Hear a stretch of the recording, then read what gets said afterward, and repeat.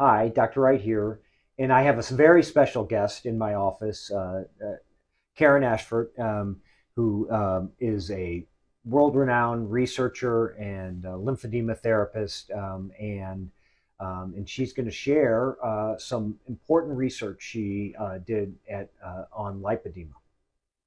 Thank you so much. It's so fun to be here. And this is actually some research that I did a couple of years ago that I presented at the inaugural um, Lipedema World Congress in Berlin. And this is comparing the effects of shockwave treatment with cavitation. So, as you know, lipedema has a lot of different unique characteristics. This is a little ultrasound image that I took from one of my patients, and you can see it's got the characteristic thin dermis with the hypoechoic subcutaneous adipose tissue, and then in Dr. Emily Eicher's terms, dancing fascia.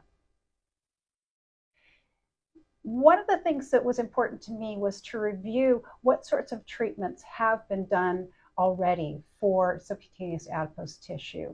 And I took a look at the literature out there. So far, surgery is the most well-researched, but there are some conservative treatments that are promising. And in particular, I wanted to look at two, at the shockwave and the cavitation. So this is a study that I based part of my research on. The cavitation is really big in the lipedema world right now, but there has been zero research. So I'm the first person. And what I wanted to do was to compare its effects with shockwave, which is much more researched medically and in the lipedema world.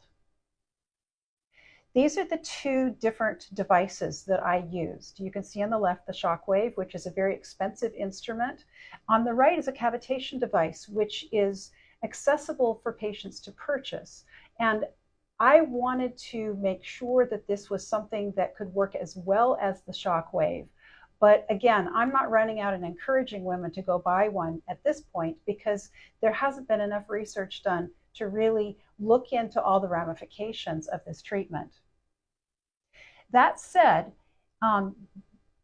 these are the results that I had, or actually these are the subjects that I saw. It was a very small study with 5 patients, and they were representing all the 3 stages of lipedema.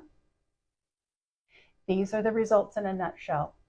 The analog pain scale is typically done from 0 to 10, and overall, the pain reduction was 3 points, which is significant for only 6 treatments. Also, I saw reduction in circumference on both legs. The left leg I treated with the shockwave, the right leg was treated with the cavitation, and the average was about a little over 3 centimeters of reduction in the upper thigh. And it was close enough that we were able to find no statistical significance between the right and left legs. And to me, that says that both devices worked pretty equally well. Last but not least is ultrasound readings. You can see a marked change from before and after.